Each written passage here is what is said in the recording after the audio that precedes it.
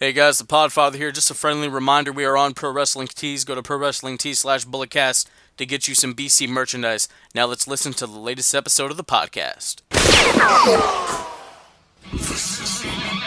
Bulletcast for life.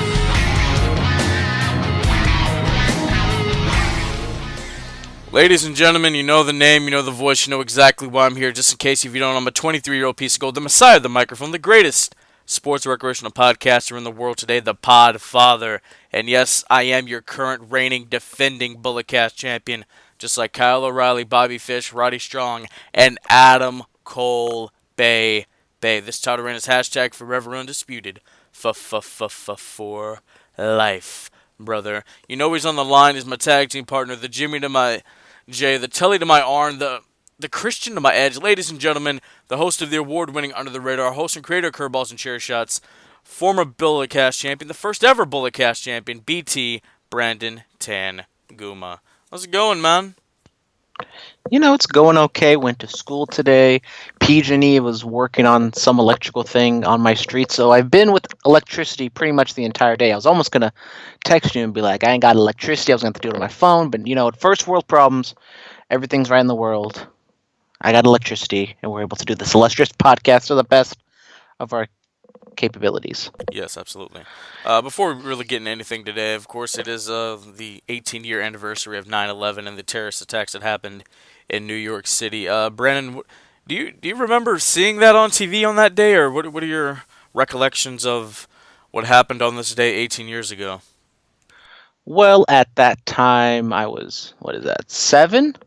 I think I'm 7 years old at that time. So, me and you were around the same age. We're kind of like that last generation to really kind of sort of remember. We don't obviously vividly remember what happened on that day, but we're kind of the last generation to really, be alive and a part of that. And, I don't really remember a whole lot. I just kind of remember my mom telling me oh, this happened. And then I went to school, and I think I didn't really fully grasp what exactly was going on. But I think there was, different vibe at school that day, especially with the teachers, because people didn't know what was happening, because there was something in New York, there was something at the Pentagon, there was the other plane crash where the people took over. So shout out to them, and shout out to all the first responders and everybody affected. I see pictures of those firefighters going on the stairmasters, recreating all the steps and all the floors that it takes to go up to the top of the World Trade Center. So yeah, obviously an eventful day that we should all remember, and stuff like that. Never forget. Yes. I remember seeing the tower fall down or whatever. Yeah, I thought it was a movie. I was like 5 years old, I think it was, and then now knowing what I know now, it was an absolute tragedy. Selena Vega, WWE superstar, her father unfortunately died in those terrorist attacks on that day. So prayers and thoughts are always going out to her and her family as they deal with that. But my photography professor, he lived in New York during that time at 9/11. He was telling us today how he would look out his window in his apartment and see the second plane hit the building and just watch the building crumble or whatever. So that was interesting to get his perspective from somebody who was actually in New York during that time on that day. Yes, I mean millions of people, billions of people maybe just saw what happened, and it's something that we all say never forget, but it definitely is something that we'll never forget, and for better or for worse, there's yeah. Yes. All right, well, we're going to get into it. So, the WWE Draft is rumored to make a return October 11th, which is a Friday, and exactly 1 month from today. And then, of course, it would continue on October 14th, which would be the Monday. So, Brandon, what are your thoughts on a real hard draft coming back to WWE? No more wild card BS, but Raw's Raw, SmackDown is SmackDown. Well, I'm always a fan of splitting the roster, straight down the middle, maybe giving Raw a little bit extra because they have that third hour. But, I mean, I'm a fan of the draft. It's kind of a rating stunt. They have the night after WrestleMania, then the week after that, they do the Superstar Shakeup. So I'm hoping that, this is going to be definitive, and there's not going to be no wild card rule, no one of that other BS. And, it's probably because Raw and SmackDown are on two completely different networks. They're have two different distinct creative teams, so it's going to be a lot easier for them to, go in the direction they want. If Fox does want to go in a more sports-oriented way, SmackDown can do that. And if USA wants to keep the way things are in Raw, they can do it that way.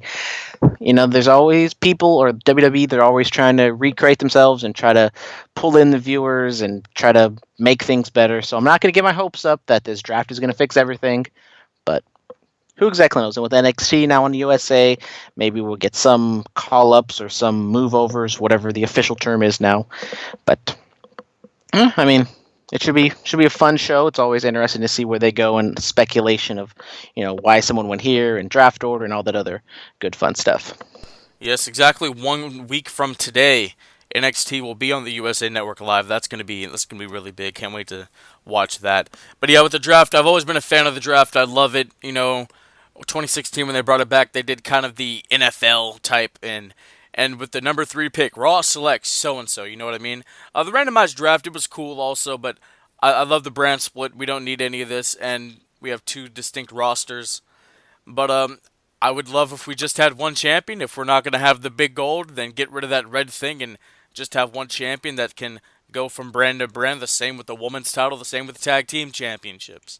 I feel like that would be a true distinction. My question is, how is the draft going to be constructed and how is it going to work? Because I think, technically the McMahons are supposed to be running Raw and SmackDown. Obviously, Shane McMahon is more of the face on SmackDown. We don't really have a face general manager or whatever on Raw. So within a month from now, does that mean we're going to see Stephanie or, maybe not Triple H because he's going to be more associated with NXT, but, how do you think the draft is going to work? Because usually it's, the Raw GM, the SmackDown GM, if it's not that randomized, lottery pick type thing. Well, that could be where Heyman and Bischoff come into effect. I could see that, but we can talk about SmackDown. I'm not all too excited what they're doing over there and whatever. If it is, Eric Bischoff's doing, not really feeling what SmackDown's doing right now. It's gonna take some time to really get in the feel house, because they're coming up on Fox pretty soon, so they gotta be some heavy hitters over there. And I heard that the Roman Reigns storyline was botched so bad that they don't know where they're going. I could have told you that from the beginning. It's been terrible. They don't even talk about the car incident, and it's a mess. And it wasn't the worst thing that happened on SmackDown this week. No. What was worse? Or are we just going to talk about it when we talk about SmackDown Live? Kevin Owens. We'll just leave it at that. Oh, KO. Shout out KO. We're going to talk about KO. Definitely. Yeah, so it's going to be interesting to see what the draft is going to do there. Also, Ric Flair, the Nature Boy, the 21-time World Heavyweight Champion. Don't believe the 16. Don't believe it. Don't believe it at all. We haven't talked about this yet officially on the Bulletcast because I was waiting to see where this story was going to go. But he's suing WWE for the Man trademark. Now, Ric Flair does own the IP and trademark of To Be the Man. So, what are your thoughts on Nate's trying to steal Becky's gimmick? I talked a little bit about this on my Under the Radar show. Go check it out. New episode dropping tomorrow. We're going to talk about the last episode of NXT on the WWE Network. But Ric Flair, maybe not suing just yet, but definitely threatening legal action towards WWE. I don't think it's a good move. I think, Ric Flair kind of looks bad in the situation.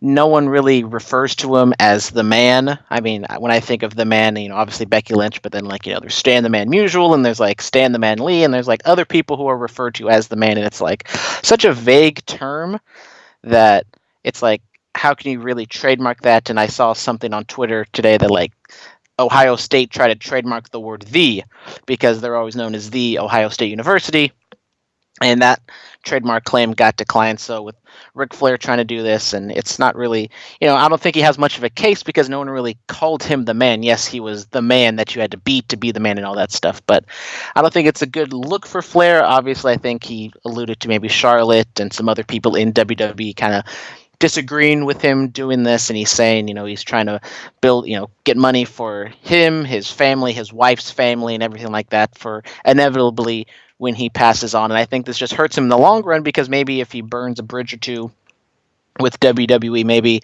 I think they're going to still use him down the line because he's Ric Flair, but maybe, for WWE 2K, launches and commercials and other promotional things, Maybe they go to somebody else. They go to Stone Cold, or they go to, Edge, or a different legend, Goldberg, when they could go to Ric Flair. We're like, you know what? Ric Flair, he was kind of a headache to us. We're going to go with this other person who, toes the company line a little better. That's all. That's all very true. I don't know what Nate's.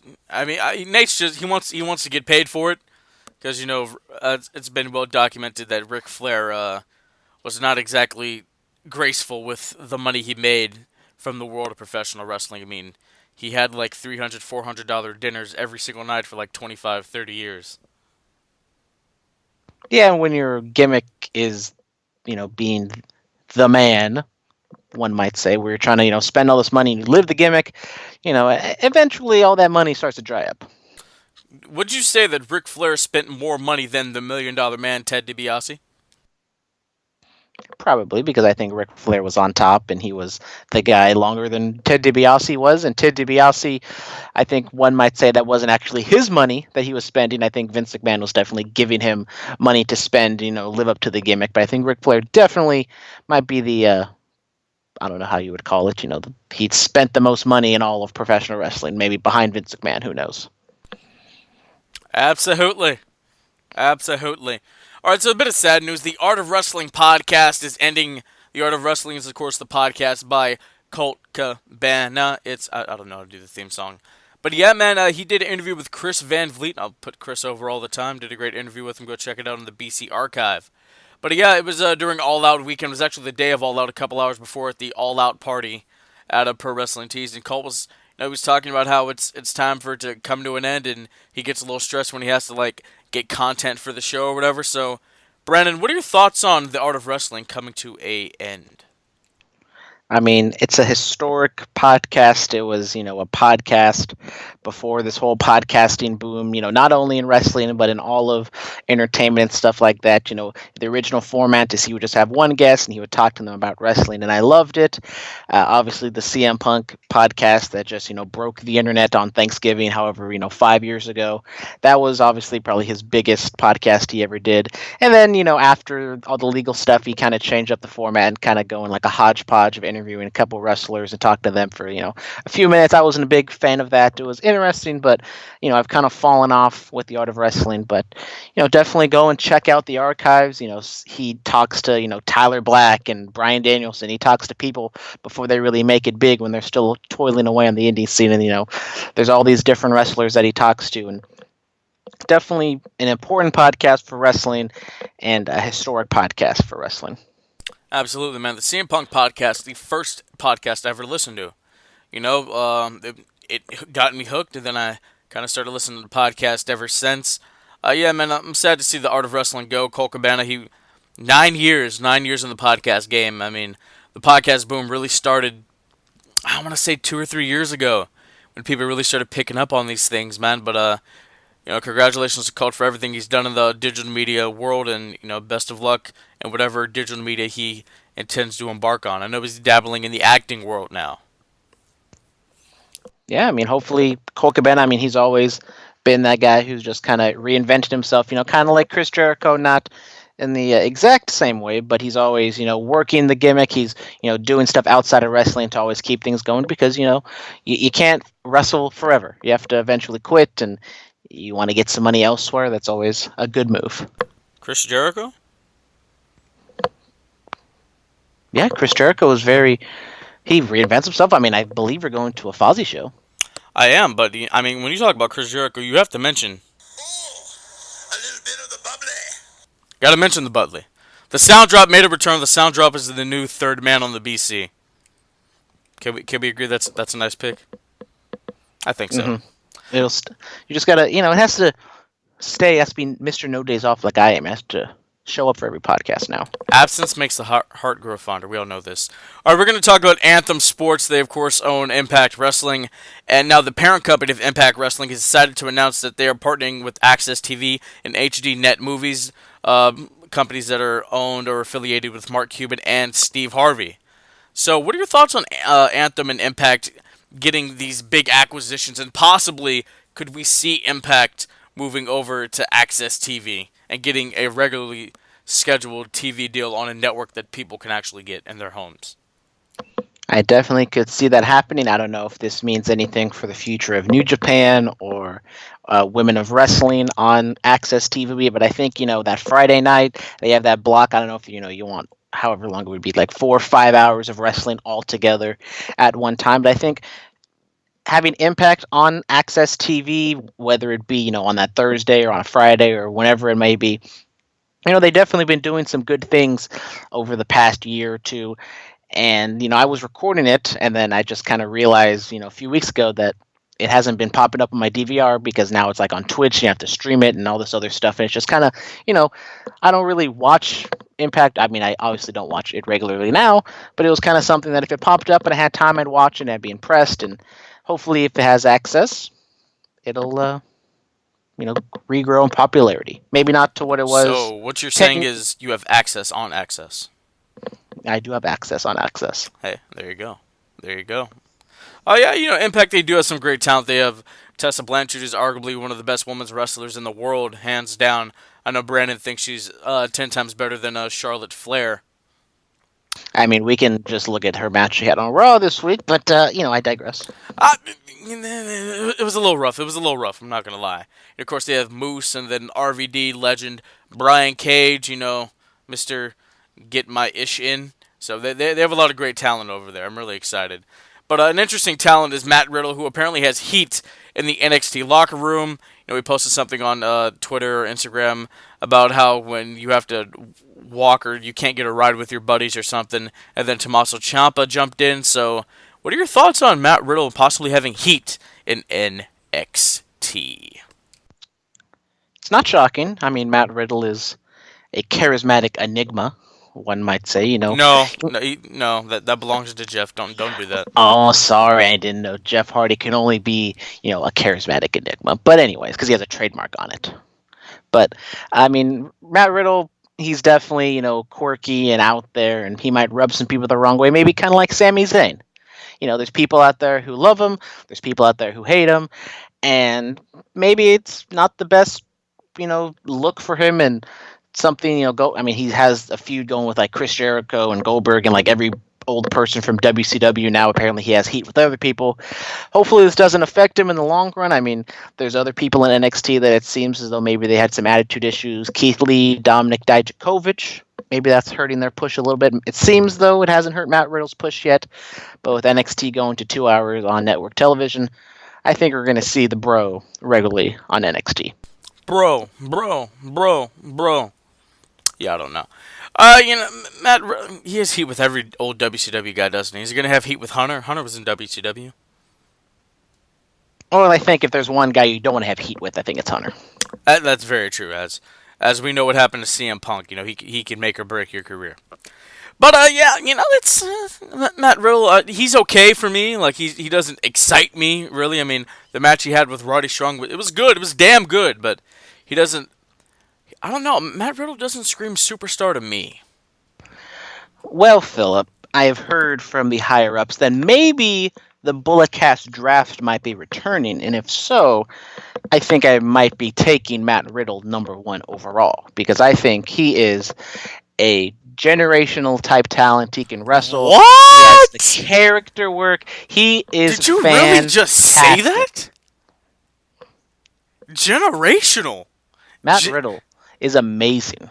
Look, I'm a generational talent. Adam Cole's a generational talent. Seth Rollins is a generational talent. AJ Styles, generational. Steve Austin, generational. Matt Riddle? Yes. Now, if you're going to say pick Adam Cole or Matt Riddle, I probably would take Adam Cole.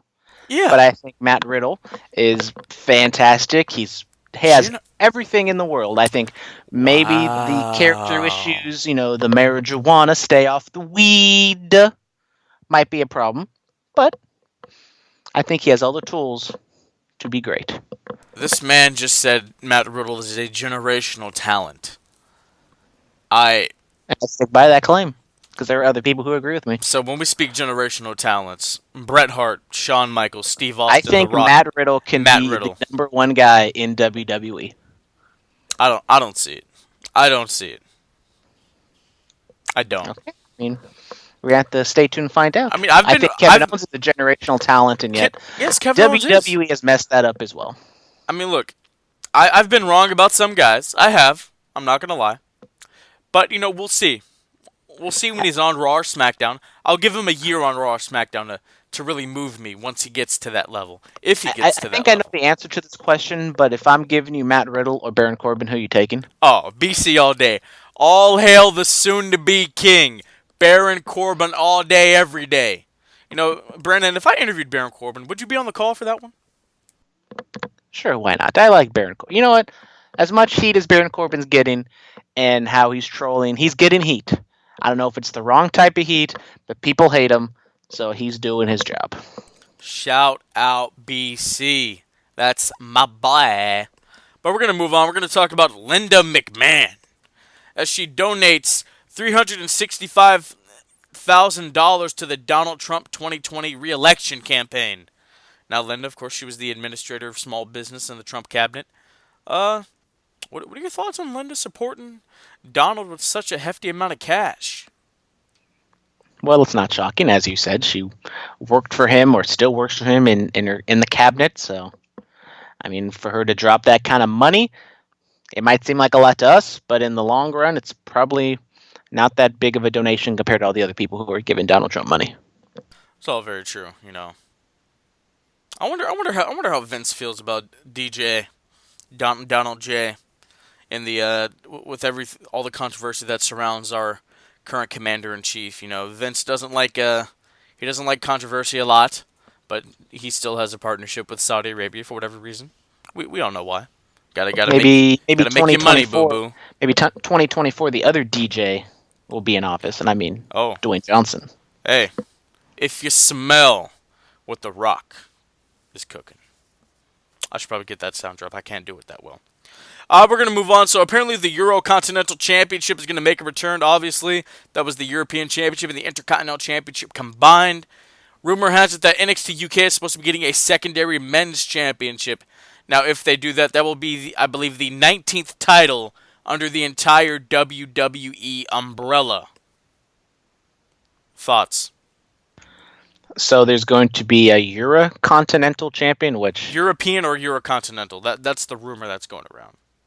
Well, I mean, I think a European championship makes more sense because a Eurocontinental, I think of European and Intercontinental, so then there's already the Intercontinental, and technically Europe is bigger than the UK. So does that mean that like the European champion is a bigger deal than the UK championship?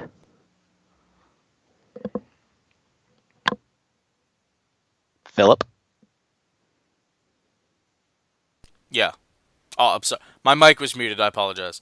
No, Come on, Phil. You can't be doing that this early in the podcast. We got to say that for the end. I pulled a Tanguma. What do you know? Yeah, but usually I'll do that. Middle of the podcast, not first 10 minutes. That's true. I'll edit it out. They'll never know the difference. Except I said that. Yeah. I think the European title would be a step up from the UK title. So technically, would that be the main event title? Even Probably though the brand is NXT UK. I don't know. I mean, I think for the UK division, they have the women, the tag team, the singles title. Do you really need a secondary championship? I don't think so. I mean, for AEW, I think a secondary title would work if it's like, a television title or just something in that ilk, maybe because they have more people on the roster. But I think for NXT UK, just kind of keep it to those three main titles. I don't think you need to be adding extra championships. Yeah, I mean, NXT from 2012 to 2018, that from that time to then, there was only the NXT title for the men, except for like if you're a male tag team. But the North American title has worked out tremendously. Yeah, it's been okay. I mean, it hasn't really lit the world on fire by any means. What has it been like? Adam Cole, Johnny Gargano, Velveteen Dream. So it's not like Ricochet. Lower level. Ricochet, not like lower level people are holding on to it. It's, kind of the second or, second babyface and second heel is holding the championship. So it's cool. I mean, I think you could do something where it's like the, more of like the Performance Center title where there's like unknowns. They try to prove themselves, but it's whatever. I missed the European Championship. I'm not going to lie. I mean, D'Lo Brown, greatest European champion of all time. Of course, because D'Lo is the pride of Europe. Yes, he was. I mean, you had British Bulldog, you had Sean, you had Hunter, you had D'Lo. Of course. Hey, there you go. Got to do the head shake with it too. Yep. And the vest. Oh, and the original wearer of the tactical vest. Yes. All right. Apparently, Kurt Angle has become a full-time producer for Monday Night Raw, helping with matches and stuff like that. KA making his influence on Monday nights backstage. Well, it's nice that him and his son can work together and spend a lot of time together as producers of Raw. Absolutely. Jason Beautiful Jordan. I felt like it was going somewhere, man. I really did. Yeah, I mean, well, I don't know if you mean as in the storyline with him and Kurt Angle, but Oh, I yeah. do. Well, I think Jason Jordan maybe wasn't a generational talent, but I thought he could have been. He was definitely on the come up when he was tag team champs with Seth Rollins, and he was going somewhere. Unfortunately, he hurt his neck or whatever, and it seems as though he's not going to wrestle again or anything like that. But I've heard, he's doing good things as a producer. He's probably the youngest producer they've maybe ever had, besides, maybe Bruce Pritchard or whoever. But shout out to Kurt Angle. He seems, I don't know if he has, the best mind in the business, because sometimes, the greatest players are never the greatest coaches because they're just so good. They don't really know how to explain and teach how to, become great. That's how I feel on my coaching staff when I coach high school wrestling for a season. I that relates to me. Thank you for that, Brandon. But with Jason Jordan, I feel like he was on his way to being a generational talent because his theme song said that he was the next generation of great. To be honest, I don't really remember Jason Jordan's theme song. Oh, it was great. You need to listen to it. Next time you're at the gym clanging and banging or on the Stairmaster, just throw it on. Next generation of great. Phenomenal. Absolutely. All right, we're going to move to Inside of the Ring. Chris Jericho, the current All Elite Wrestling World Heavyweight Champion, defends against my boy, the American Nightmare, the star that left us all in the dust, Cody Don't Call Him Rhodes, at AEW Full Gear. This is going to be in Baltimore, November 9th. Yeah, man. So I guess that win and loss record really is a thing. Yeah, it's a big match. Two of the top stars in the company. I don't think you've had time to watch the new Road to AEW on TNT show on AEW's YouTube channel, but Cody Rhodes talked about his match with Sammy Guevara, talking about how he's wearing a lot of hats and he's not going to overlook Sammy, but he also has to be realistic that Jericho's coming up, and if he loses to Sammy, maybe he isn't gonna be worthy of challenging Jericho for that championship. So that's also another wrinkle thrown into the story, that maybe Rhodes loses on the way to this title match and they have to switch it up because he's not the number one contender anymore. I mean, even if he loses, he would still theoretically have the best record in All Elite Wrestling in the singles division. I don't know. I mean, that's a month away. They're gonna have like 4 shows.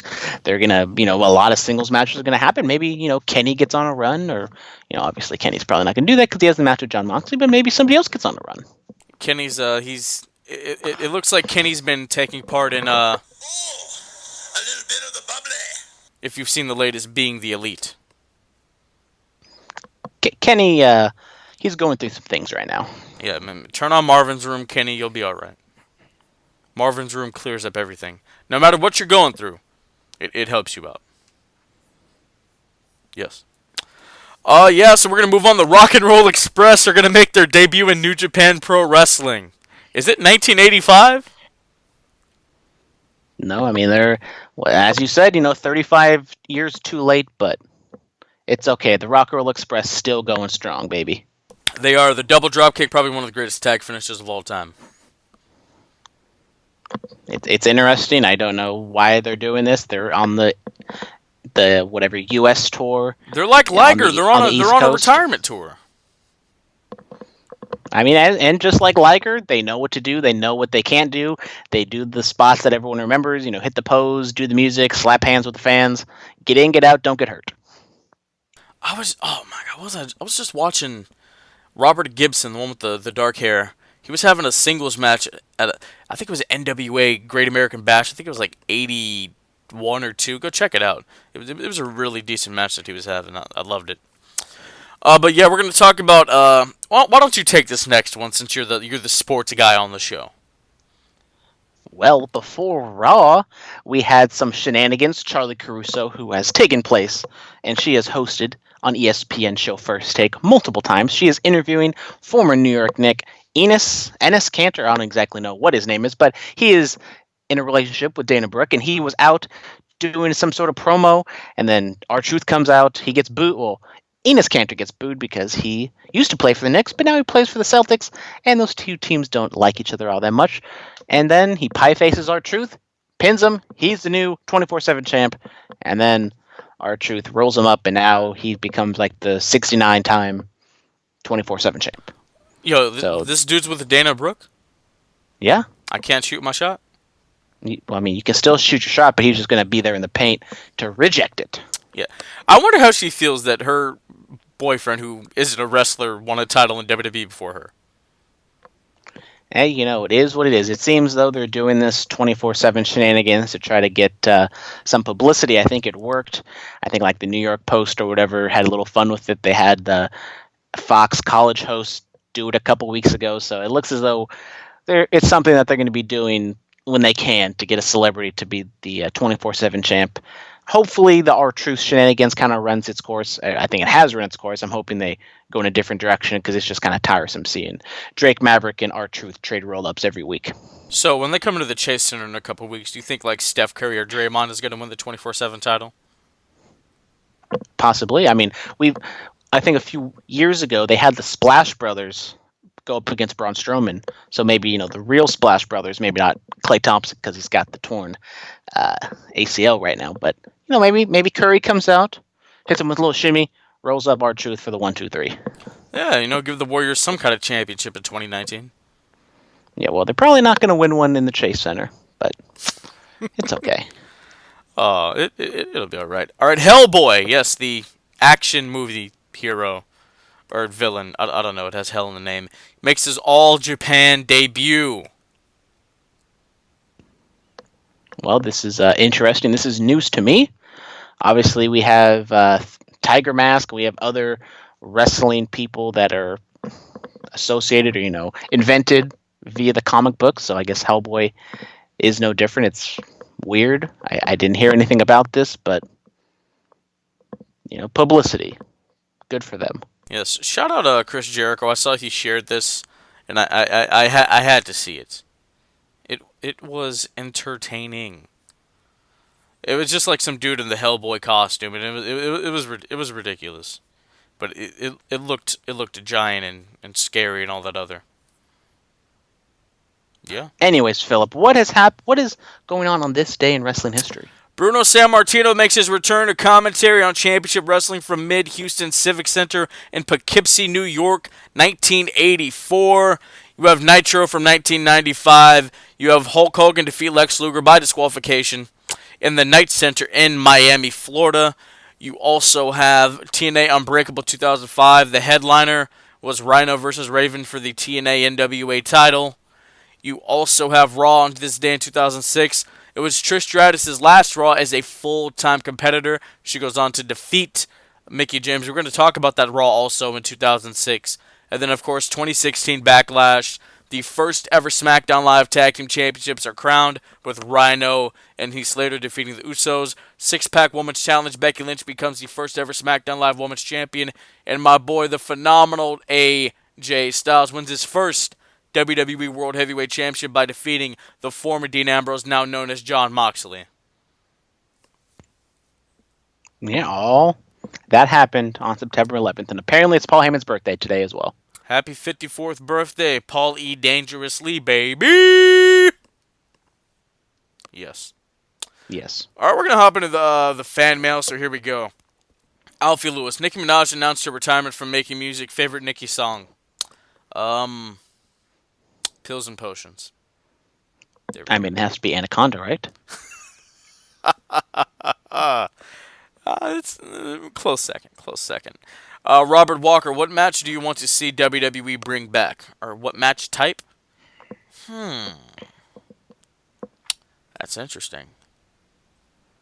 I think Buried Alive. Yeah, sure. Why not?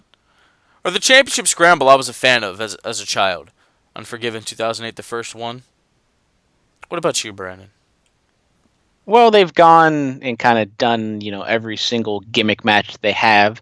I don't know if I'd say, a gimmick match, but I think you could go back to, the Taboo Tuesday, Cyber Sunday type thing where you kind of give the fans or, some sort of voting thing to determine stipulations and opponents, stuff like that. But WWE wants to control whatever the storyline is and what they want to do, which I understand, but I don't really know any other stipulation type matches that they haven't, used in some time. I mean, I think maybe I guess a chain match, a Texas bull rope match. I think that's something interesting. House of Horrors, bring it back. I don't know about Punjabi that. Prison, bring it back. Firefly Funhouse match. Oh God, let's not do that, eh? Rambling Rabbit with a steel chair. By God, that rabbit has a steel chair. Yeah, I could see it, dude. Let's make it happen. Let's make it happen. All right, Jack of all trades, aka the Jote, baby. Hey, do you guys have any weird food combos that you enjoy? Wow, that's a good question. Well, Brandon, do you have any weird food combos that you like that you consume? Not really. I don't really consider, the foods I eat to be a weird combination. So I'm sorry, I'm not giving an answer here, but I just don't know off the top of my head anything weird that I, combined to eat. What's your daily consumption like of food, Brandon? Let's let the listeners get an inside look into you. I mean, I don't have like a strict diet or anything like that, but I'll usually skip breakfast because I'm trying to be healthy and not eat everything all at once. And breakfast they say is the most important meal of the day, but I've also read that some people don't eat breakfast. So then for lunch it's kind of whatever, and then for dinner usually it's like chicken or fish or steak or something like that with like some rice or noodles, and then a salad and some veggies. Trying to be healthy here. Yeah, I had a nice ribeye steak from Black Bear yesterday. It was very tasty. I don't have any weird food combos, but my boy Vinny, he's done some really weird food combos, people. We're talking like peanut butter and pizza, peanut butter and spaghetti, and then he made this dipping sauce. I was at his house watching a Mania. It was mustard, mayonnaise, and sugar. I tasted it, and I'm like, man, what the hell is this? And he told me, and I damn near slapped him in his face. Yeah. Do we actually have a wrestling question in the fan mail this week? Hootie Hoo 420. Oh, Hootie Hoo. There we go. Bruh, I swear to God, F Baron Corbin. Don't nobody want to see his bald ass to be king, bruh. Philip, as you Americans say, you're tweaking. Wow. Okay. I mean, no shots at my boy Hootie Hoo or anything like that, but I don't really know if we say tweaking or anything like that around here. Chicago, that's really big. You tripping. Yeah, we're tripping out here in the Bay, but if you go to Chicago, they'll be like, you tweaking, bruh. Yeah. All right. Robert Walker, why doesn't Brandon like triple threat matches? Here we go. I don't like triple threat matches because they're just done ad nauseum. And, from a kayfabe point of view, it's like, it's basically just a singles match the entire time. It's just somebody takes a nap, then they do a spot, and then another person takes a nap. In ECW, it was inventive, it was, cool, but then now it's kind of just done to death, and it's kind of like lazy. Even, everyone, WrestleMania 20, it was fantastic. It was a great match, maybe one of the best triple threat matches of all time. But the reason it was a triple threat match is because they didn't think that Chris Benoit was a big enough star, so they put in Shawn Michaels to, add extra star power. And if you just tell a decent, a good story, a singles match is always going to be better than triple threat match. Well, there's a second part to this. He said, here are a couple that are good to great. Charlotte. Yes, Charlotte. Versus Banks versus Becky, WrestleMania 32. Edge versus Hunter versus Jeff Hardy. Armageddon 2008. CM Punk versus Alberto Del Rio versus The Miz, TLC 2011. Lesnar, Cena, and Rollins from Royal Rumble 2015. And, of course, WrestleMania 20, Benoit, Michaels, and Hunter. I'm not saying triple threat matches can't be good to great matches. I'm just saying singles matches is what I much rather prefer. It's a much easier, I think, storytelling way. I think triple threat matches is kind of just, going just like, oh, we're having a triple threat match. I hate you, you hate me, whatever. And I think, I think it's more like triple threat matches are just kind of a crutch that people use a lot to be like, okay, we don't have a whole lot right now. Or just especially like, the AEW type triple threat matches that they've been doing. It's just like, kind of all the matches right now. It's just like, okay, here are these people. They're going to have a match. Deal with it. I see your point. Last up for the email thread, Jack of all trades. Hey, do you guys have any roles like CEO or stuff like that? Just curious. I think Brandon is the chief Brandon officer. Yeah, yeah. T-shirts coming soon. Hey, there you go. Make your money, boo boo. All right, now we're gonna go to the text message thread. I was personally sent these. Ooh, okay. Got the inside scoop. Yes, Floman Reigns. You remember him? Yeah. I do remember him. Former member of the BC. If you guys were stuck on a deserted island with a male wrestler and a female wrestler, who would it be and why? Brandon, why don't you take this one? Okay, so we're stuck on a deserted island. If we're gonna go like kayfabe sense, I don't know. Well, I don't know how exactly to take this. Maybe from the male side, I'm gonna go with like Daniel Bryan because he's like really earthy and he's smart and funny and all that other stuff. So I think we can get along well, and he can probably do a whole lot more things to help me survive. And then on the female side, I don't. This one's kind of hard. Who knows? Maybe I'll go with Alexa Bliss. Why not? Okay. Okay. Cool. Because Alexa Bliss is my girl. She's bringing her pig. You do know that, right? Well, that's just extra food for me. Yeah. Oh my God. This is hi. I don't know, man. That's an interesting one. You stole DB. I'm gonna go. If I need some protection, I'll probably go Roman or something like that. You know, big dog can do big dog things, of course. And then for the female side, I don't know, probably like Mandy, because why not? Why not? All right, Bimbo Jimbo, we got some End the Click mail. Shout out to the boys over at the End the Click podcast. Go listen to Bimbo Jimbo and Baby Huey. He says this is just a declaration. Shane McMahon will be the 2019 King of the Ring. Any thoughts on that, Brennan? He was close. I don't think Shane's gonna make a run in at the finals and insert himself like he did for Best in the World. But you never know. It's Shane McMahon. It's McMahon, damn it. Gotta make him look strong. Yes. All right, the boy Baby Huey. He wants to know what's your favorite type of bubbly. Well, what's your favorite type of bubbly? Well, I like the bubbly, but I'm not like a connoisseur of the bubbly, so I'll just take whatever I can get. Yeah, same here. He also wants to know what's your favorite brand. I don't know if this means right now or all time. Brand, like clothing, just any type of brand. Brand, you know what he means, like Raw, SmackDown type deal. Oh, I thought we were still going like the alcohol route or something. Oh. Okay, my favorite brand, if we're just gonna go strict brand of wrestling, I don't know if it's WWE or just any type, but I will go with New Japan. I know it's the smarky, it's the hipster answer, but I think New Japan is the best type of wrestling for what I like. It's very sports orientated. They tell decent enough stories. Sometimes you wish there was more Western angles and stuff like that, but I think it has the best wrestling on the planet, and it tells the best stories.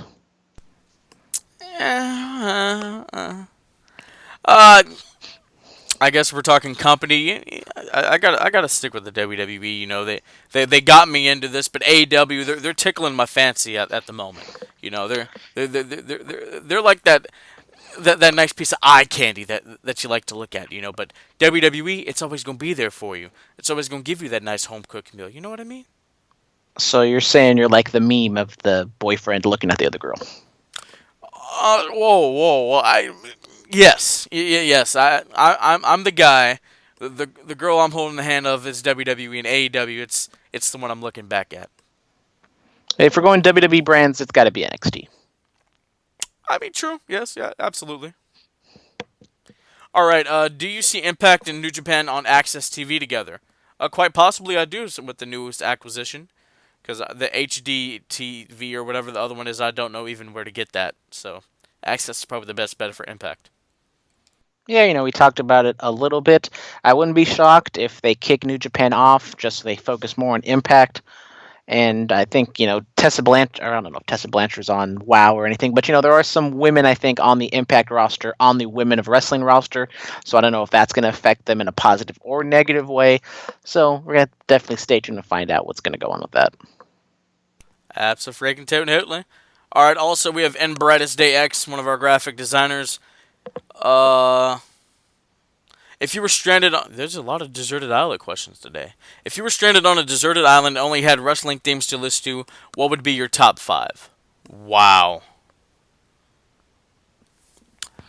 Well, wrestling themes are very repetitive, so I'm gonna go with I'm probably gonna go with the two CM Punk themes because they're actual songs, and it's not just a chorus over and over and over again.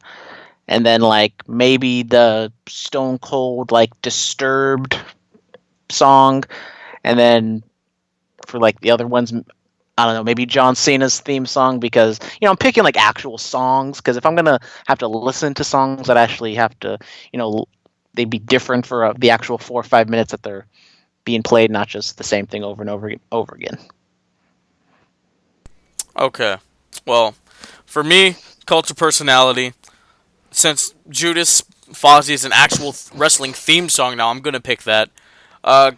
Cody's Kingdom theme song, I do dig it. Kurt Angle's theme song, I enjoy it. When I'm on the elliptical at the gym, I turn it on. It gets you fired up. And then how are you not listening to Eddie Guerrero? How are you not listening to that theme song? I'm talking about the one with the cell phone ringing to start it off. That's it right there. Another one, I'll go with Minoru Suzuki's theme song. Legendary. Honorable mention, AJ Styles TNA theme song.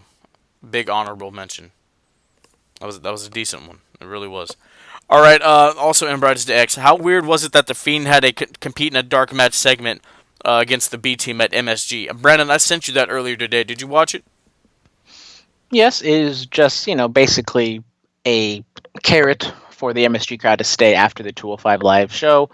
I don't put a whole bunch of stock into it. It's kind of a fun thing for Bray Wyatt and Bo Dallas to wrestle against each other in MSG, so that was probably a cool moment for them. And, I think The Fiend, I don't think Bray Wyatt's really wrestling on dark matches or house shows. They're really protecting that character. I heard that the lamp was still part of the entrance, so that's not being nixed. And I think it's a good, solid carrot to be dangled after the end of 205 Live because, seeing, Randy Orton and Shinsuke against The Miz and Kofi Kingston maybe isn't the draw that The Fiend is right now. Okay, Copenhagen Smith slides in with a kind of long one. He says, guys, no stalking, but I think he means... Actually, I don't know what he means by that. I'll answer as fast as you can. So, Brandon, are you ready? Okay. Favorite WWE wrestler of all time? Stone Cold Steve Austin. Shawn Michaels. Favorite WCW wrestler of all time? DDP. Same here, DDP. Favorite ECW wrestler of all time? Rob Van Dam. I don't know. I don't really know much ECW stuff. We'll go RVD as well. Okay. Favorite NWA wrestler of all time? Ooh, Ric Flair. Ric Flair. Yep. Boom. There you go. Favorite TNA wrestler? AJ Styles. I guess I'll go with AJ Styles as well. Favorite Ring of Honor wrestler? I'll go with the Young Bucks. I'll go Bryan Danielson. Favorite New Japan wrestler of all time? I'm going to go AJ Styles again. I'll go with Kenny. Okay. And then favorite wrestler of all time and why? Shawn Michaels, greatest in-ring performer of all time, hands down. Once again, Stone Cold Steve Austin. I feel as though, he was the hottest wrestler possibly of all time. I love the character, connect with them, beer swigging man who just kicks ass and takes names. Simple and effective. What? Yep. And then he also said no Corbin, no, which is referring to what I talk about. But we're going to talk about Monday Night Raw. Stone Cold Steve Austin ignites the MSG crowd. There's beer, there's a contract signing, and then it all leads to Stone Cold stunning AJ Styles. Brandon, if you love this segment, give me a hell yeah. Hell, kind of. Okay, tell me why. I like the segment, but it didn't really, get over. I mean, in a bubble, it's a lot of fun. I love Stone Cold. It's always fun to see him come back. And then, he stunned AJ. AJ sold it well. It was amazing. But then, for them, it didn't really do anything for me in terms of building up the match between Seth and Braun going into Clash of Champions. With them both being baby faces, it was kind of awkward and kind of hard, I think, for Stone Cold to try to put over both of them without, going against the other one, if you know what I mean. So Stone Cold's put over Seth in the past. He kind of put over Braun, not really, I guess. So, the segment itself was entertaining, but I thought I don't know what they could have done because they're both baby faces, but it didn't really get me excited for Clash of Champions. Yeah, I mean this is a B pay-per-view. I mean, come on. Some of the matches are going to be good. Some of them could be good to great. But this is really just a B pay-per-view. Austin coming out there doing his thing. You're always going to pop for it every single time. And then the stuff that you got, the WWE exclusive with Sal Vulcano from Impractical Jokers, having a beer bath with Austin, and then AJ getting stunned again and stuff like that. You're always going to enjoy that. But, Austin overshadowed the main eventers on the show. I mean, I can kind of see that. I wouldn't say he overshadowed them. I think he just, I don't know exactly how to say it, but he was, with them and he was having a good time, but I don't think I would say he overshadowed them. He definitely showed that he's one of the best, if not the best of all time at having a connection with the crowd and getting over and, charisma and all that other stuff. Yeah. Charisma's key. Charisma's key. What is this? We have a last minute DM slide from your boy Copenhagen Smith. Why? Asking, why are you Canadian, Philip? Why? Well, I did some digging in the Bulletcast archives recently, and I do have the drop of Chris Van Vliet telling me I'm Canadian. Should I play it for the people? Give it to the people. I'll make you an honorary Canadian. There we go. Made me an honorary Canadian. You have it, people. All right, so this all leads to a massive multi-man tag team match. You have Cedric Alexander, Seth Rollins, Braun Strowman, and the Viking War Raider Experience defeating AJ Styles, Carl Anderson, Luke Gallows, Dolph Ziggler, and Robert Roode. The people weren't exactly into the match. They were chanting, they were doing the wave and all that stuff. I mean, the match was pretty long, nothing really to write home about, but I do like the finish. If anything, Cedric had the most to gain from this. He beat AJ in the tag team match. I assume this means he's going to face AJ at Clash of Champions. And I mean, I thought it was good for Cedric, but overall the match itself was kind of lackluster. It was, man. Congratulations to Cedric picking up the big win over AJ. Now he and AJ are clashing at Clash of Champions. See what I did there? For the U.S. title. But we're gonna move on to that. We're gonna talk about Charlotte Flair and Becky Lynch defeating Bayley and Sasha Banks. Decent match overall. Charlotte, it was a little funky. I'm not gonna lie. But it's the first time WWE's been live TV at the Garden in almost a decade. So she was nerves settle in, even for big match players like Charlotte. I understand. I get it. It's okay. All I'm hearing is just excuses of you trying to defend Charlotte right now. It's okay. All I hear is excuses of the millions of people defending Kenny Omega. Not the best wrestler in the world. I've seen better. Have you not seen Shane McMahon? Have you not seen those punches? By God. Well, I mean, it's no denying that Shane McMahon's the best in the world because he won a tournament to prove so. Exactly. But anyways, back to the tag team match. It was okay, I guess, as you said. Charlotte kind of had like a string of sloppy moves at the end of the match. They had the camera like right up in Charlotte's grill when she hit that boot that missed by like a good 6 inches. The moonsault wasn't all that hot.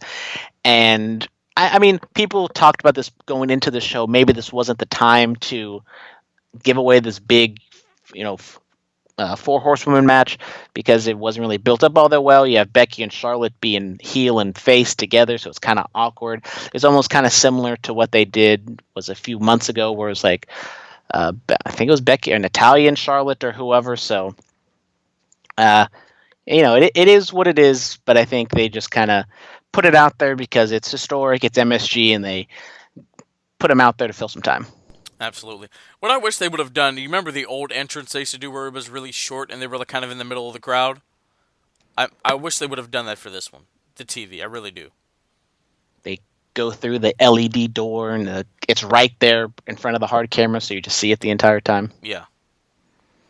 I do think that would have been cool, but also WWE, I don't think those were exact legit sellouts as much as Michael Cole was telling us on Raw. So I don't think if you just put the door there and you had, everything else in the arena available for the crowd to be filled in, I don't think it would have looked all that great. You just don't show that side. It's simple.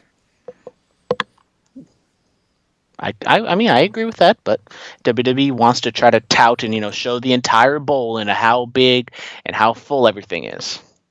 All right, what else happened on Monday Night Raw? You had Lucha Libre action as Rey Mysterio went up against Gran Metalik. How do you think these two guys would do in an Escalera de la Muerte match? Right now, I think it would be a pretty good match. Rey Mysterio's up there in age. If this was, Rey Mysterio from 20 years ago and Gran Metalik from now, I think the match would absolutely be insane. That being said, this match was good. Pretty much what I would expect. They're doing a lot of Lucha Libre spots, some high spots and stuff. In the end, I did like the move of getting Rey Mysterio the win here. Gran Metalik was kind of just used as fodder, and Lucha House Party getting destroyed by Lars Sullivan. Good showing by him, but I don't really think he's going to be going anywhere after this. Yeah, maybe he just goes through each member of Lucha House Party. I mean, I wouldn't be opposed to that. I think all the members of Lucha House Party are damn good wrestlers in and of themselves. I mean, people forget that Gran Metalik made it all the way to the finals of the Cruiserweight Classic, so it's not like he can't wrestle. We get some Gran Metalik insight in my TJ Perkins interview available in the BC archive. Really, really, really good stuff there. But yeah, man, Gran Metalik, damn good. WWE kind of stunted his growth because they told him he couldn't use ropes, which is basically all the moves that he does, so that didn't make sense. But this match was fun. I really enjoyed it. And Baron Corbin advances to the finals of the King of the Ring, baby. He defeats Ricochet, defeats Samoa Joe. Hey, what a great semifinal, eh? I thought the match was good. It was, I didn't have a whole lot of expectations for it. Ricochet and Joe did their thing. Corbin did his thing. And in the end, the smarmy heel of Baron Corbin gets the win by winning with Ricochet's move. And he continues to troll, and people are getting more and more scared, as we can see from the fan mail questions. At this point, with Chad Gable going on, I don't know if we're going to, make our official predictions.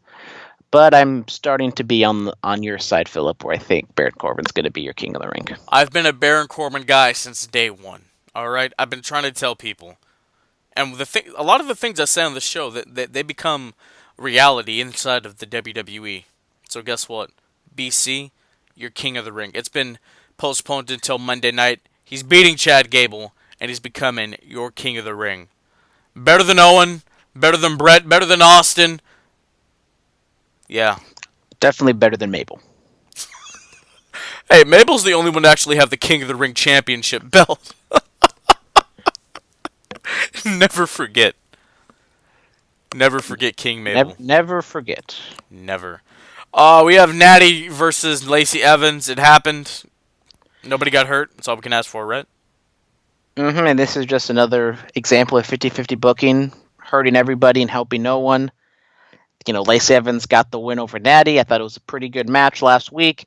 They come out, have, maybe a worse match this week, and then Natalya gets her win back, taps out Lacey. What's the point of this? Who comes out of this better? Nobody. Nobody. All right, now, Brandon, we're going to talk about the Firefly Funhouse. Yowie wowie! And before we get there, I did some digging in the archive, and this is just for you. We're really glad that you're our friends. Oh my God. And this is a friendship that'll never ever end. You asked for it, the young boy number 2 singing the theme, and you got it. Thank you, Philip. I'll be honest, I think this was a rough podcast. Might not have been my best, but that sound drop right there really picked me up. Oh my God. What gets me is when he does the little theme song at the end. That's the best part.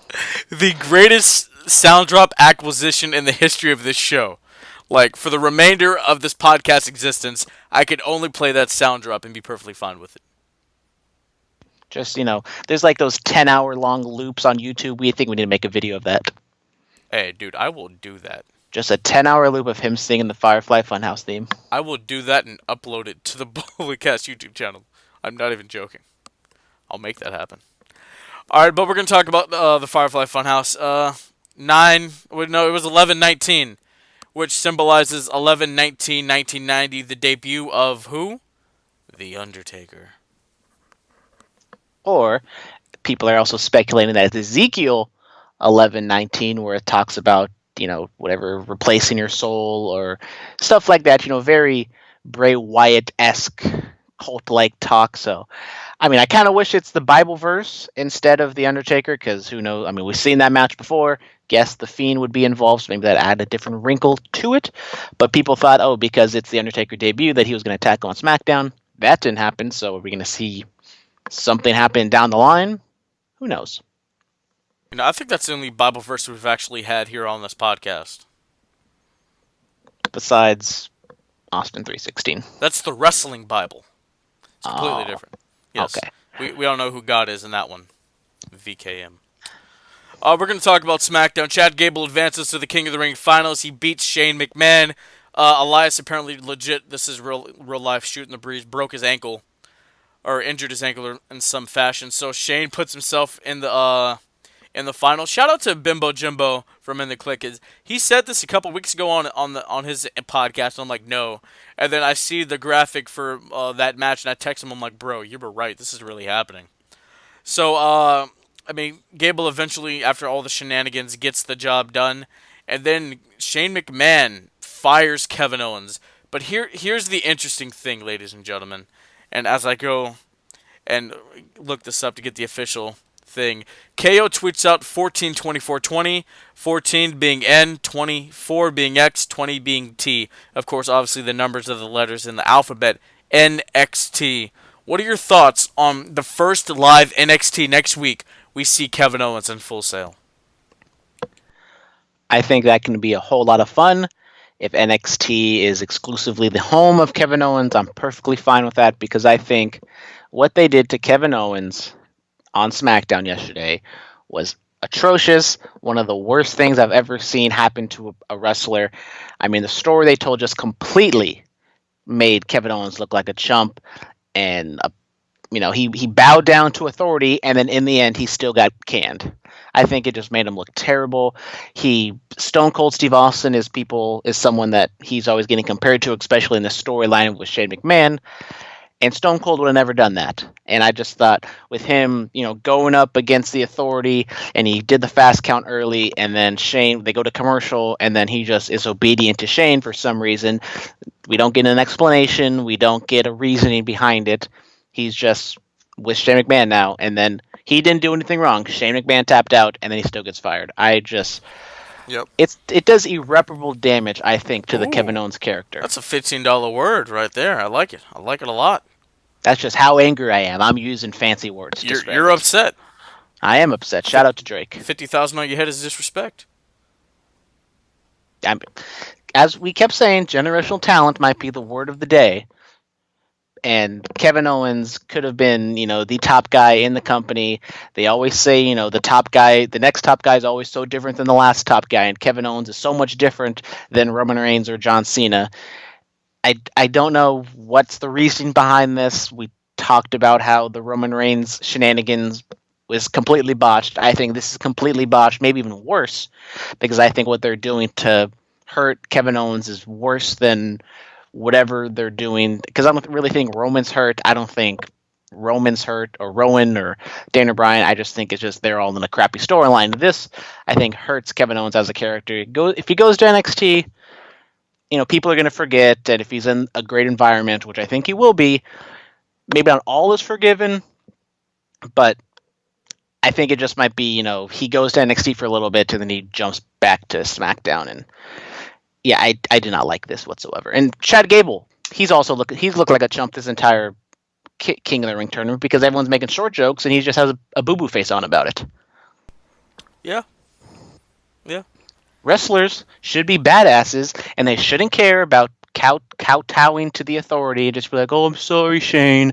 What do you want me to do?" They should be like, "No, I'm going to do what the hell I want. And if you don't want me here, somebody else is going to want me." I know that's probably not the story they want to tell because everyone has to bow down to the McMahons and WWE is the greatest thing on the planet, and they don't want to bring up the AEW, even though there was an AEW chant at the very end of SmackDown when Kevin Owens got fired. So people are definitely hoping for that, but it's not going to happen, people. No, it's not. Will Kevin Steen show up in All Elite Wrestling? We don't know. At first when he tweeted out the NXT or whatever type tweet, I didn't like exactly see the one or whatever. I thought it was like the name of or the date of his contract being expired. I was like, oh, that's cool, and then I realized, oh no, never mind, it's just NXT. Yeah, I got a little excited, but then I also just remember that he did sign a contract extensions like a few months ago, so he's going to be around for a while. Unless he gets released, which they don't do to anybody now. No, they're not doing that to anybody anymore. I think Ty Dillinger was the last one. Yep. All right. Kofi Kingston has a callback MSG moment, so they reenacted basically the boom drop table spot from almost 10 years ago with Randy Orton, because Orton, he called him stupid. By the way, I changed my pick. If I have to be stranded on an island with a male wrestler, I'll pick Randy Orton. Why? Because he'll bore you to death? Wow! What's this? He's not Canadian. What's this hate for Randy Orton? I just don't find him, particularly entertaining or fascinating. You don't pop for an RKO? That's all he's got.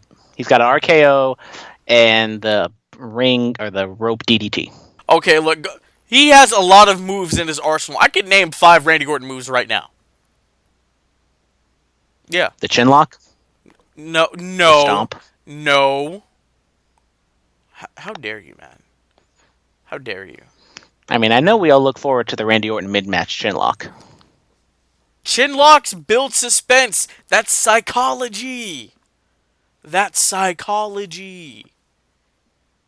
Come on now, Brandon. Randy Orton, generational talent. I'll take Charlotte over Randy Orton. That's how much. Charlotte's above Randy Orton. What are you talking about? If we're going on my ranking of hey, shout out to the homeboy Zicky Dice. Like, he has heat with Randy Orton because Randy Orton called him an effing disgrace. But maybe you guys should just team up and go up against Orton. I don't know, man. Well, I mean, I wasn't a big fan of that spot that he did either. But, as Stone Cold said, that town had a family, damn it. That town had a family, goddammit. Yeah, so, thoughts on the moment? I actually quite enjoyed it. I think this was probably the best thing that was on SmackDown. I thought the SmackDown was kind of a little lackluster, and I thought the Kofi moment, it was good, it was fun. They sort of improvised because the first table broke just like that. So maybe Randy Orton wanted, I think, pre-cut because he didn't want to get hurt all that much, but in the end, he got put through a table. I thought it was a good visual of Kofi standing up on the railing with the crowd in the background. Good. Solid booking. Maybe the best angle they've done thus far. I don't know. The Undertaker kicks off SmackDown and chokeslam Sami Zayn. Pretty straightforward. I mean, this could have happened at a house show, or this could have happened after SmackDown, but you got to get those ratings. I mean, I don't have any problem with it being Sami Zayn, just because Sami Zayn is kind of damaged at this point. It's kind of cool for him to have a moment with The Undertaker, but Undertaker really didn't say a whole lot. He just kind of come out, spewed some cliches about legends and whatever, and Sami Zayn gets chokeslammed. In the garden. We have Roman Reigns and Rowan Brawl. Yeah. Yeah, Rowan comes out and he cuts a monster promo and then he gets cut off. I really did not like the fan getting power bombed or whatever onto the crowd because that's so fake. I mean, people see right through that, and I think WWE see through that too because in the end, the story of it was the camera being swung at Roman and not the fan being tossed into the crowd of wrestler and security guard or whatever. So I didn't like that, but I did like the camera shot. Camera shot was fine. Camera shot was fine. And of course, at the end, Roman got up and was okay because Roman can't sell for anybody. No. Because No, you got to always make Roman look good. Roman must pose. God damn it. The Miz defeats Andrade Cien Almas and then gets attacked by Shinsuke Nakamura. Maybe the match was okay, maybe a little clunky. The finish was obviously botched a little bit. Miz kind of fell down when he was supposed to catch Andrade on the whatever back handspring or whatever. So, Andrade, I wish they did more with him. Miz beats Andrade, which I think it hurts Andrade more than it helps the Miz. So I'm not a big fan of that. Shinsuke putting over, he's not speaking English gimmick, beats up the Miz. It was okay. It was fine. Andrade's stealing the Judas effect, though.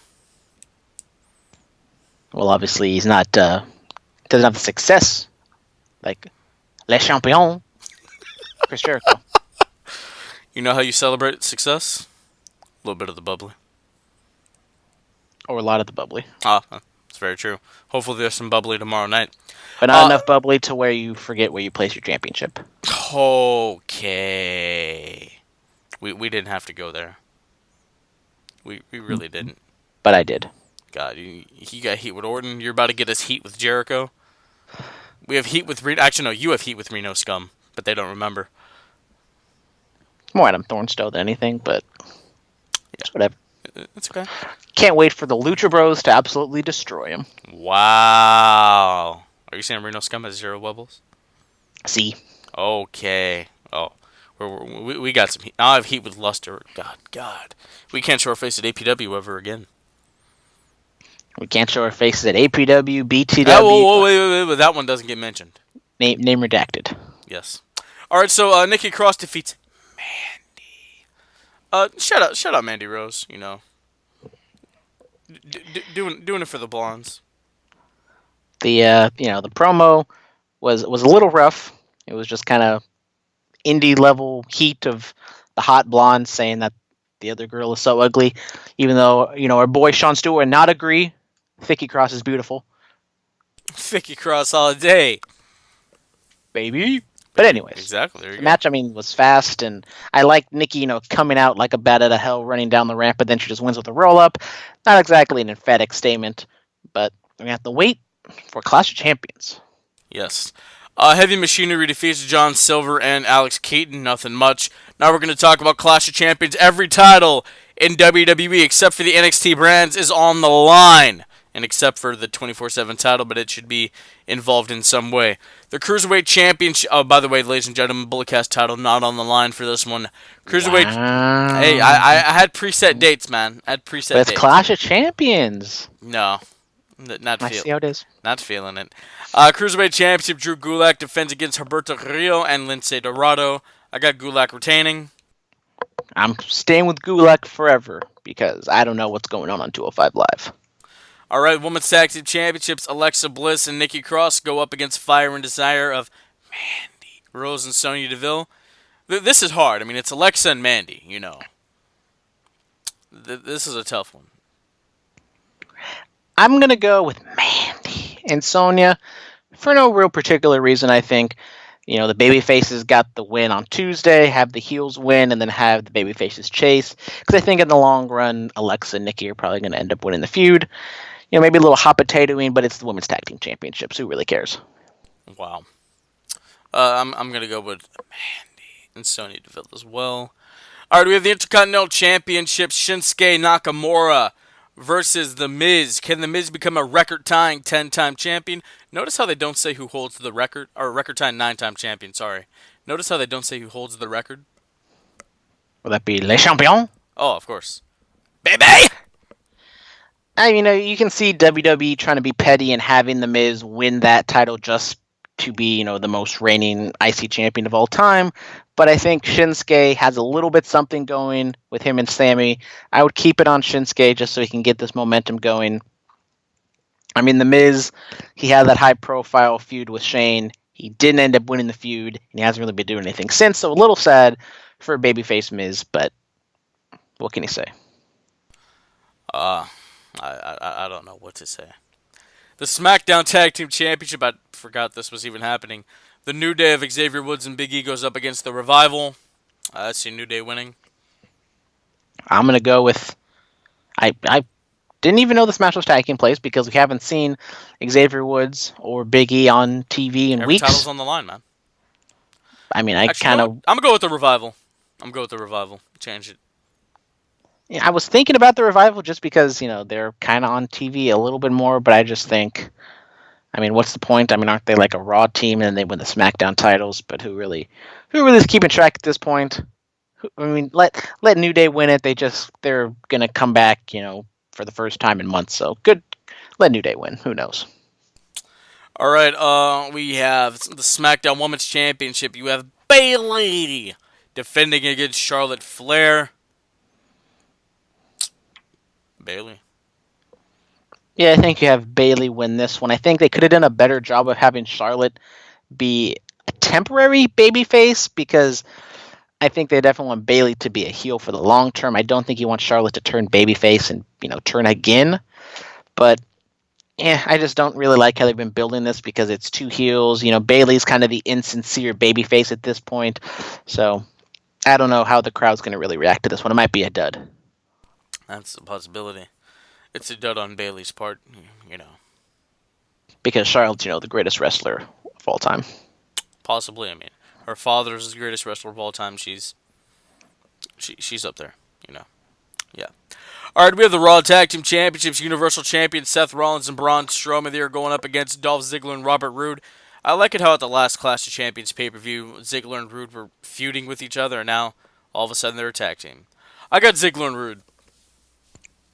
Yeah, I think I'm going to go with them as well, just because, I mean, they haven't really been doing anything at this point, so might as well I think this is going to be, maybe not, right before the Universal Championship match, but I think there's going to be some sort of angle, some sort of disagreement with, maybe Braun walking out and him turning heel or whatever, and then Seth eats the pin, and that's how they lose. But maybe it's just straight up baby faces work together, and then maybe we get a turn in the Universal title match.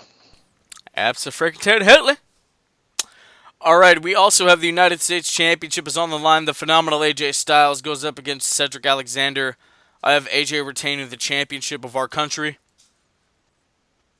You know what? I'll go with Cedric to win. Why the hell not? What?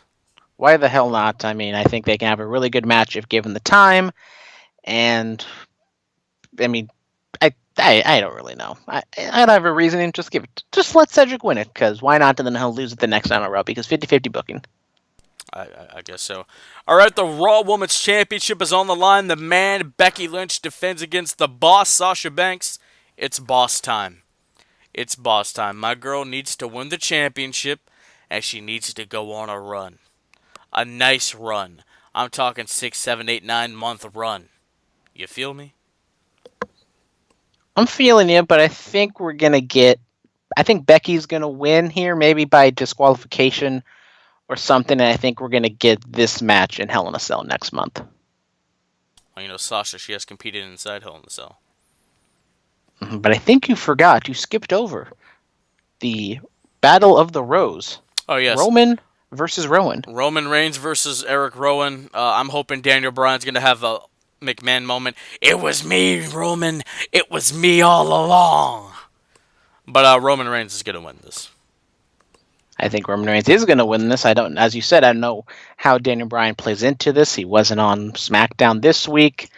He kind of turned face 2 weeks ago. Who knows what's going on with SmackDown and Daniel Bryan? Here's the thing. Here's my thing. If you watched TNA back in the day, the Aces and Eights storyline, Bully Ray, Bubba Ray, he had to take a couple beatings until he revealed that he was the head honcho behind Aces and Eights. Daniel Bryan has to take a beating or a table spot or two to reveal that he was the head honcho behind this plan. It just makes sense. And then it builds to Daniel Bryan versus Roman Reigns, where everyone's going to side with Daniel Bryan, probably. If you boo a man that had cancer, you are a terrible human being. I'm just saying that right now. You're not booing the man because of, it's not associated with cancer. They're just booing him. Still. Man, character, whatever. If you boo him, you're a terrible human being. That's it. That's the bottom line. Because the Podfather said so. I should probably get... I think there's people out there that have had cancer that you can boo. I should probably get That's the bottom line trademarked. Yeah. You try that and see how that works out for you. If it's available, I'm buying it. I don't care. I don't think it's available, but you've done that before, so you know what you're doing. Absolutely. Also, the WWE Championship is on the line. Kofi Kingston, he's had a hell of a run. Probably the best post-WrestleMania season out of anybody this year. He's going up against the Viper, Randy Orton. I'm ready for 14. I'm ready to be in the age of Orton. Let's make it happen. Let's get it done, baby. Let's get it done like fine wine, baby. I think Kofi's going to win. I don't really want Randy Orton to be the champion. I'm not trying to troll him. I'm not trying to be mean about it, but I mean, we've kind of been there, done that with Randy Orton. And I think if Kofi Kingston is going to have this long title run, I think we need to have it be like a big moment of him losing it. You know, maybe Brock Lesnar or, God forbid, Shane McMahon or somebody. I mean, that's the problem with WWE. Actually, it's being advertised. Card subject to change. Sorry to cut you off.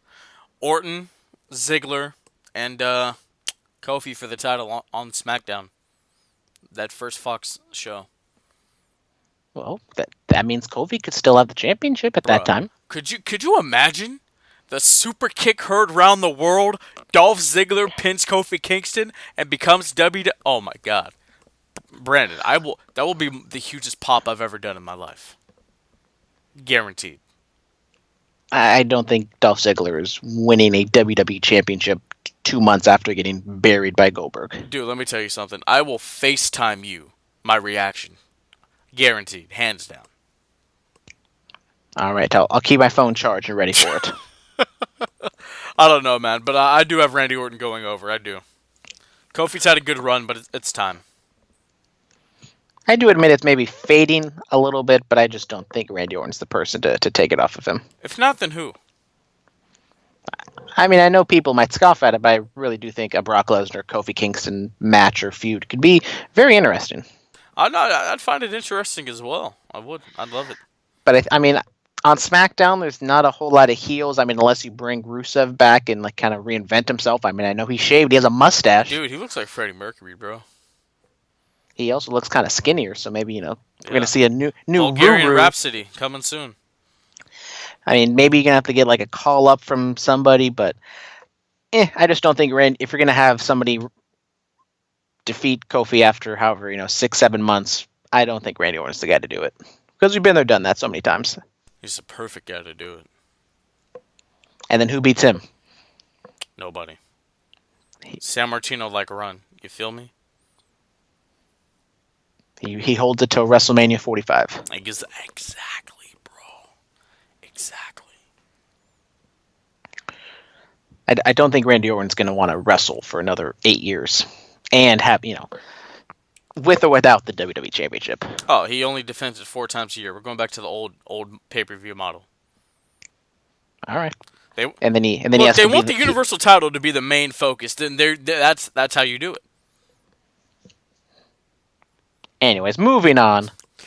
The Universal Championship. Seth Rollins defends against Braun Strowman. I'm not feeling Braun. I haven't for a while. Seth Rollins all day, every day. Yeah, I think I'm going to go with Seth as well. I can see the finish maybe being a little gimmicky, maybe a stunt, or maybe the Fiend makes a run in. Maybe that's how they do it, and they get like a triple threat match in the Hell in a Cell. But, I don't know how you really get out of this because I think you want Braun to be strong, but then you want Seth to be strong because he beat Lesnar. I think this is just kind of a reason why I didn't like the matchup to begin with because you can't really think of a finish that protects both guys. So I'll go with Seth. But do you see a turn coming from Braun Strowman? Because I don't think we see it coming on Seth's side. Yeah, I guess so. But do you see it being like in the tag team match, in the match for the title? I'm just not for Braun at all, man. Like, I'm just not. I mean, I'm the one. I've been sitting here and just saying, have him be Andre the Giant, have him, wrestle the house shows, but don't have him on TV all that often. Yeah, let's do that. Because I mean, he's gotten better. I'll say that he's gotten better, but I just don't think his character. It's almost kind of like Nia Jax. It's like he's almost too big to really, be that versatile. Okay, Nia Jax, generational talent. Yeah, I don't know about that. I think she should. Wow. I think she should go down to NXT with Kevin Owens, but for a whole different reason. Her and Tamina, generational talents. Hey, Tamina's apparently cleared to wrestle, so we're gonna see your girl Tamina coming back anytime soon. Hey, if Sasha doesn't get the job done, I'm perfectly fine with Tamina getting the job done against Becky. That'll put the butts in the seats. Super kick heard around the world. She sells more tickets than Kenny Omega. Quote of the podcast. That you should tweet that quote. Tamina Snuka sold more tickets than Kenny Omega. We might get heat with AEW if I do that one. Get taken off the press list. Oh my god. All right, Superstar Spotlight, who do we got? I mean, Raw and SmackDown emanating from MSG. Both shows were meh. I will go with my boy Stone Cold Steve Austin. I thought he just shined. He was fantastic and just showed why he's the GOAT. Yes. Yes, yeah. I mean, Stone Cold. I mean, I don't know who else to really give it to. Shout out to Steve. Shout out to my boy Steve Austin. Beer baths and all. He did the damn thing. Nobody's better. He's the biggest box office draw in the history of the world of professional wrestling. Stone Cold Steve Austin, Steve Williams, Stunning Steve Austin, all day, every day. Just rock out to the theme song. Beer baths and Bentleys. Shout out Post Malone. New album came out last week. Whose new album came out? Post Malone, beer baths. Well, beer bongs and Bentleys, but you said beer baths, so it's beer baths and Bentleys. Get it? Oh, hey, now I get it.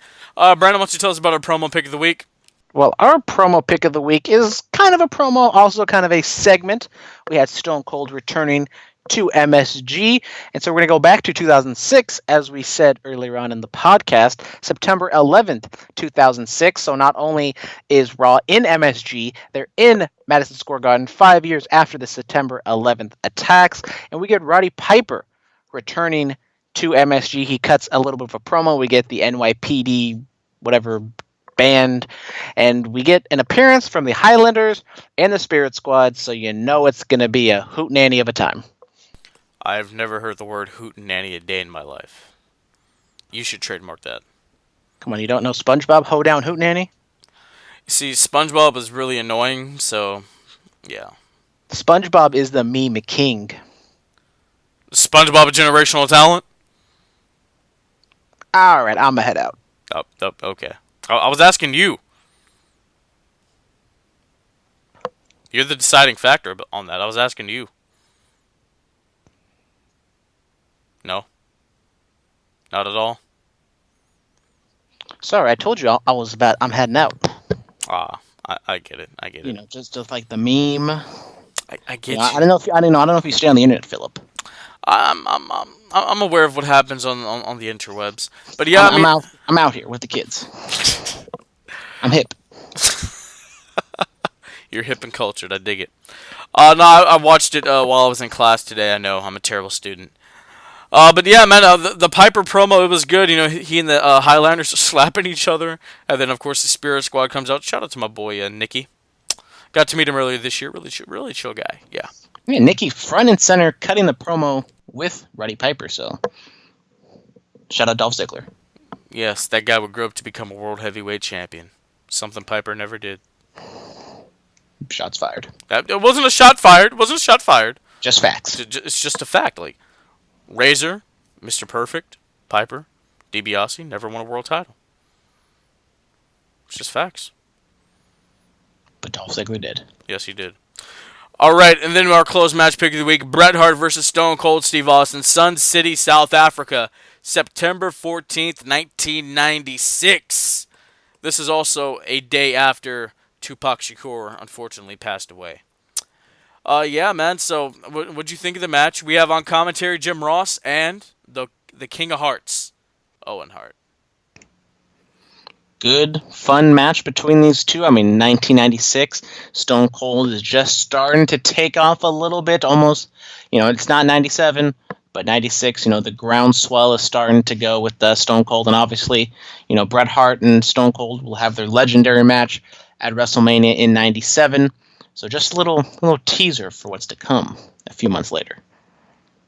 Absolutely. The match was fun. It was decent. Always the sternum into the turnbuckle, and when he gets whipped into it, I always find that interesting by Brett. If I ever get to meet him, I'm gonna ask him, like, Brett, has that done any like serious damage to your chest or your abdominal region or something, man? It's a stiff move to take. But yeah, the match ends with a roll up, and Brett, he's over in South Africa. Bret Hart over all around the world. As we know, I'm not the biggest fan of Bret Hart. He might be on that list with Randy Orton and Charlotte if I'm going to continue to troll everybody. What? Okay. Wow. I mean, I'm with you, Philip. I'm Team Shawn Michaels all day. I am too, but I'm not going there. I mean, Brett's Canadian. I gotta stick with my boys. It's not like when I put them on the list with Charlotte and Randy, it's not like I hate them. I just feel as though they're a tad overrated. True. I mean, Charlotte and Randy, no. Overrated doesn't mean you're bad. It's just I don't think you're as good as everyone says you are. And people say, Bret Hart's maybe the greatest wrestler of all time. I'm not on that train. Well, hey. Nobody's questioning you here. I mean, the Charlotte Don't trigger me. The Charlotte and Randy stuff, I'm going to question you all day. But the Brett, I see your point. All right, ladies and gentlemen. Well, if you live in the Bay Area and you enjoy rock music or you enjoy Chris Jericho and enjoy a little bit of the bubbly, that's why I have the sound drop, because I can't do it. I really can't. Chris Jericho is going to be at Slim's in San Francisco. He and Fozzy. They have some VIP packages. They're a little bit out of my budget to get the sound check and to meet the band, but 7 o'clock at Slim's. It's going to be a nice night in San Francisco. Chill. Baby Huey and Bimbo Jimbo from the In the Click podcast are going to be there. I'm going to be there myself. Brandon's having me fly solo. These are his words. To hell with that Canadian. I think you might be taking me a little out of context, but if you go back to the text exchange, I don't think I said that. I'll post it on the Bulletcast Instagram. We'll see. You're going to pull an Antonio Brown and just posting private conversations? Shout out to Antonio Brown on the Patriots. Greatest football team in the world. Apparently you haven't been keeping up with what's going on with AB right now. I have not. I got that one notification from CBS Sports, and that's the last I've heard of it. He's kind of being accused of sexual assault and rape. Oh, I got that one. I did get that one. Yeah, that's it's not good, bro. Tune into Curveballs and Chair Shots and listen to me and my co-host Dominic Hobson talk all about it on Friday. Shout out Dominic, really really nice guy. Maybe he should come on the BC one day. Maybe. I mean, I was, we'd had that episode for the All Out preview. I was almost going to have him on the podcast, but some circumstances happened. It got pushed back a few hours. One of these days we might have the Curveballs and Chair Shots Bulletcast collab. Yes, the podcast has done collabs with other pods, the Four Sportsmen and the Click. Maybe we'll have you on for our MLB playoff preview. Okay. Ladies and gentlemen, follow us on Twitter at Bulletcast, Instagram, The Bulletcast, YouTube channel, The Bulletcast. Email us, Bulletcast2 is in the number 2, sweet SWET@gmail.com, 99.9 FM at KW in Watsonville every Friday night from 9 p.m. to 10 p.m. iTunes, SoundCloud, Stitcher, TuneIn, iHeartRadio, Patreon. We're all over the damn place. Thank you for listening to the BC. Enjoy Clash of Champions. Brandon and myself, we're doing a recap of it as soon as it goes off. This has been the BC. BT, I'll talk to you next week.